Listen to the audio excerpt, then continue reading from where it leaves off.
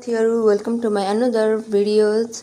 आज चाहिँ म बनाउँदैछु कोदोको खोले। यो चाहिँ एकदम हेल्दी पनि हुन्छ अनि कहिलेकाहीँ चाहिँ एक्स्ट्रा केही खान मन लाग्यो भने चाहिँ हामीले डिनरमा यो पनि युज गर्न सक्छौं।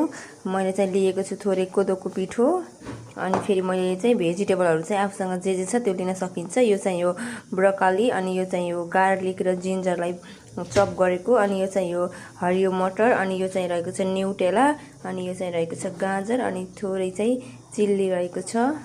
चाहिँ म अलिकति घिउ राखे यसमा। घिउ तातिसकेपछि मैले चाहिँ अघि चप गरेको लसुनलाई चाहिँ हाल्दै छु। यहाँ थोरै गार्लिक थोरै जिन्जर पनि छ यसमा। यसलाई चाहिँ अब हामीले एकछिन फ्राई गर्छौं ब्राउन हुनसम्म। यसलाई चाहिँ एकदम लो हिटमा पकाउनु पर्छ।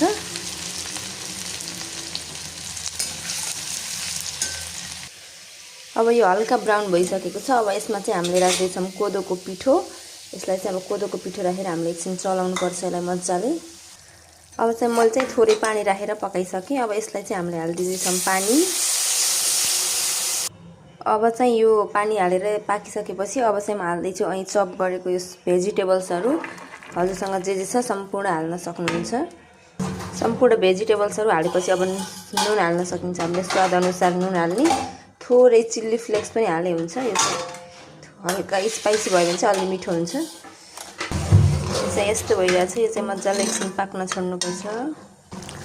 फाइनली हाम्रो खोले चाहिँ रेडी भइसकेको छ।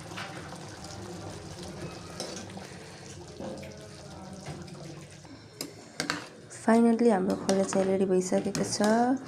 यस्तो देखिएको छ अनि यो चाहिँ एकदम टेस्टी पनि छ। मैले चेक गरिसके अनि यो चाहिँ एकदम हेल्दी पनि छ। हजुरहरु पनि ट्राई गर्न सक्नुहुनेछ यस्तै गरेर।